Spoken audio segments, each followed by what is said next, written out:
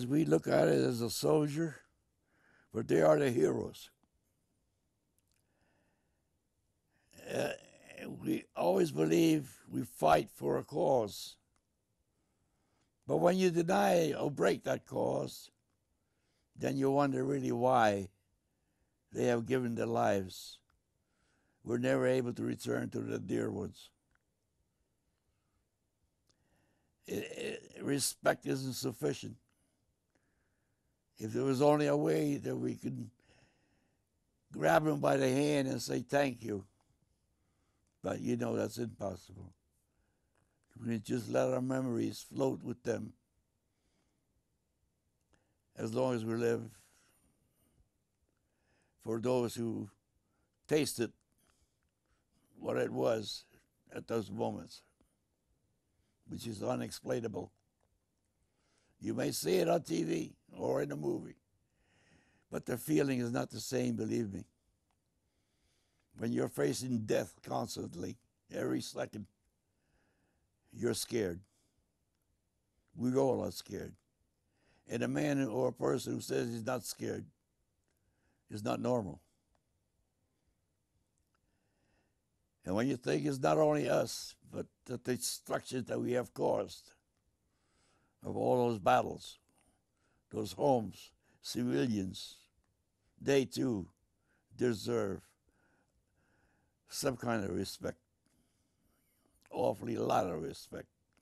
I'm trying to go around and making speeches in the schools and the places like in Normandy, and the television's coming to my house. They're asking me all the time questions like that.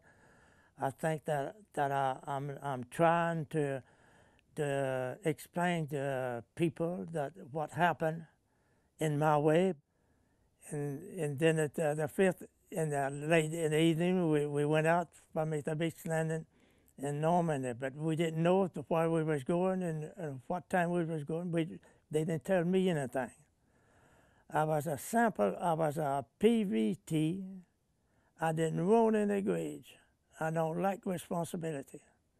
I don't like to tell people the things they do that I can't do myself. That's the reason why that I didn't have any grades. Then I got wounded 2 times. They wanted to give me some Purple Heart, and I told them, don't give me a Purple Heart because I don't think it's necessary.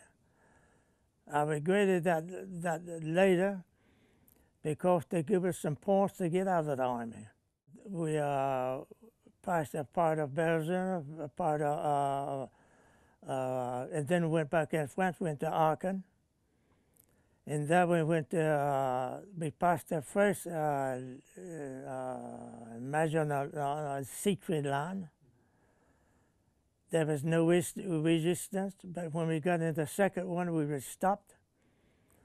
And went into a bunker, and there was dead people all around in there. And the next day, the officer asked me, do you have any observation of fate during the night? And I told him the German was shooting on the right and on the left, but in the front of that they didn't shoot any. And he said that they've been on the front line for 3 months. That's too long. And then we got out, and we went to a small hill. There was woods on each side.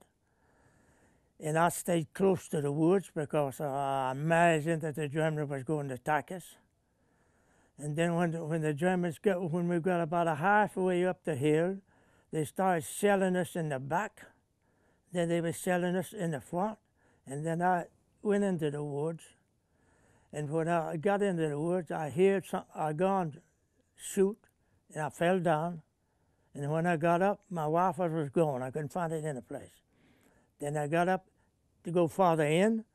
Then I heard another gun firing, and hit the ground, and I don't remember anything about that.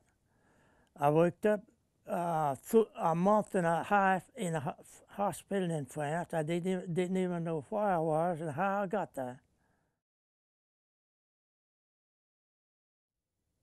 The younger generation, I believe, should tell love thy neighbor. Respect the person Not for what he is, but what he does. Not for his color or religion. Respect the elderly. Of course, respect those who help the nation that you have today. The freedom that we got, it's up to the new generation to maintain it. Be good to one another, love one another, and be happy.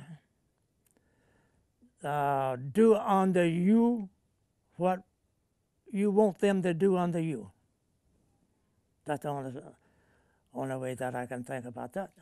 That's in the Bible.